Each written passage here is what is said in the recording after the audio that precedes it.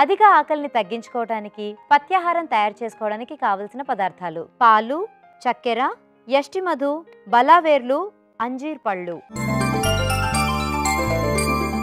అధిక ఆకలిని తగ్గించుకోవడానికి పథ్యాహారం తయారు చేసుకోవడానికి కావలసిన పదార్థాలు ఏంటో చూసాం కదా. దాని తయారీ విధానం ఏంటో ఇప్పుడు తెలుసుకుందాం. ఎలా తయారు చేయాలి డాక్టర్ గారు? దీనికి ముందు కావాల్సిన పదార్థాలన్నీ మనం విడిగా పెట్టించుకుందాము.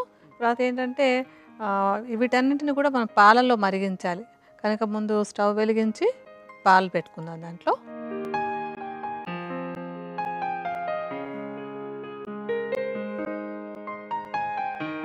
ఇప్పుడు ఇందులో మనం ఇందాక చెప్పాను ప్రధానంగా అంజీర్ పళ్ళని వాడుకుంటామని చెప్పని. అంజీర్ పళ్ళు ఏంటంటే ముందే నానబెట్టి ఉంచేసుకోవాలి, ఎందుకంటే కొంచెం గట్టిగా ఉంటాయి కదా, మెత్తపడడం కోసమని కొద్దిగా 1 గంట సేపు 2 గంటల సేపు నానబెట్టి ఉంచుకోవాలి.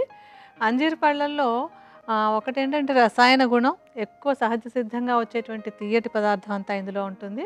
అరగడానికి కాస్త టైం పడుతుంది కనుక అన్ని రకాలుగా కూడా ఈ అధిక ఆకలి అనేటువంటి సమస్య ఉన్న వాళ్ళకి ఇది మంచి ఔషధంలా ఉపయోగపడుతుంది.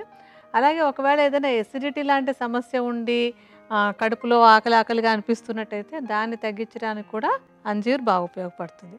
సో మనం ముందుగా నానబెట్టి ఉంచుకున్న అంజీర్ పళ్ళని పాలల్లో వేద్దాం.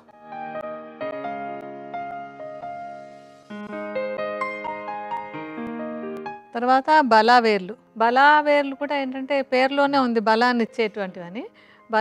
అంటే శరీరానికి మంచి బలాన్ని ఇస్తాయి, చక్కటి రసాయనం. అలాగే ఏంటంటే ఇంకా ఎక్కువ ఆకలి వేసేస్తుందంటే వాత దోషంలో ఇంబ్యాలెన్స్ కూడా ఉంటుంది. వాత దోషాన్ని తగ్గించడానికి కూడా ఈ బలావేర్లు బాగా ఉపయోగపడతాయి. సో బలావేర్లని పొడిలాగా చేసేసుకుని ఇదేంటంటే ఎప్పటికప్పుడు వాడుకుంటూ ఉంటాం. 1 చెంచాడు బలావేర్ల చూర్ణాన్ని కూడా ఈ పాలల్లో వేద్దాం మనం. తర్వాత ద్రవ్యం యష్టి మధు. ఈ యష్టి మధు అనేటువంటిది కూడా చక్కటి రసాయనం ఇది. ఇంకొకటి ఏంటంటే ఇందాకటి నుంచి మనం చెప్పుకుంటున్నట్టు కడుపులో ఎసిడిటీ లాంటి సమస్య ఏదైనా ఉండి ఆకలి అని అనిపిస్తున్నట్టయితే ఎసిడిటీ తగ్గించడానికి యష్టి మధు ఒక చక్కటి మంచి ఔషధం అనమాట. అంటే రసాయనంగా పనిచేస్తుంది, ఎసిడిటీని తగ్గిస్తుంది, శరీరానికి ఎలాంటి హాని చేయదు. సో మనం ఈ యష్టి మధుని కూడా తీసుకున్నాం. యష్టి మధు చూర్ణాన్ని కూడా 1 చెంచాడు ఈ పాలల్లో వేసుకుందాము.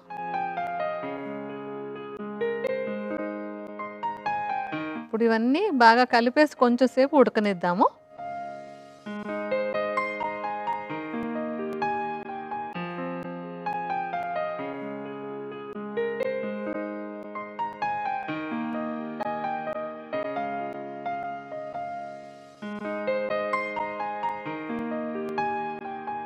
ఇప్పుడు ఇది బాగా ఉడికి మరుగుతోంది కదా, ఈ సమయంలో ఏంటంటే కొంచెం చక్కెర కూడా కలుపుకోవాలి.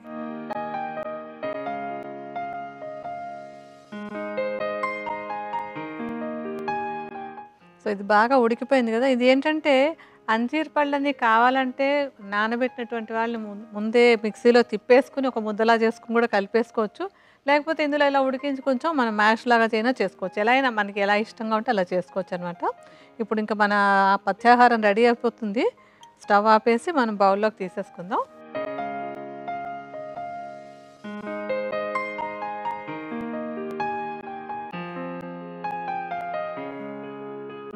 సో డాక్టర్ గారు, ఇప్పుడు అధిక ఆకలి తగ్గించుకోవడానికి ఔషధం తయారైనట్టే అంటారా? ఆ పథ్యాహారం అన్నా ఔషధం అన్నా పర్వాలేదు, మంచి పథ్యాహారం లాంటిది తయారైపోయింది. అంటే ఒక రకంగా చెప్పాలంటే మనం అంజీర్ పళ్ళతో చేసుకున్న పాయసం లాంటిది. ఇప్పుడు పాలు, అంజీరు, పంచదార అన్నీ కూడా వేసుకున్నాం కదా, ఒక మంచి టేస్టీ ఆహారం లాంటిది తయారైంది. సో ఇప్పుడు దీన్ని ఎలా తీసుకోవాలంటారు?